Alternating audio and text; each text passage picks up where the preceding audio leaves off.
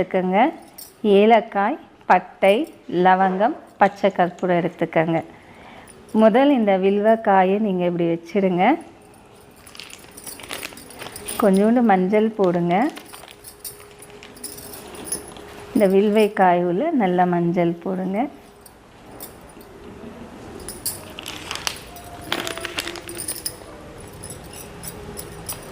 கொஞ்சோண்டு குங்குமம். இந்த ரோஸ் பெட்டல் இருக்குது இல்லைங்களா, இந்த ரோஸ் இது இந்த பெட்டல் இது போடுங்க. இதெல்லாம் நம்ம ஹோமத்துக்கு பயன்படுத்தக்கூடிய மூலிகை பொருள் தான். இதெல்லாமே மகாலட்சுமி இல்லத்தில்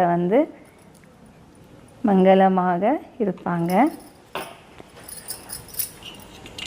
இது ஏலக்காய் போடுங்க.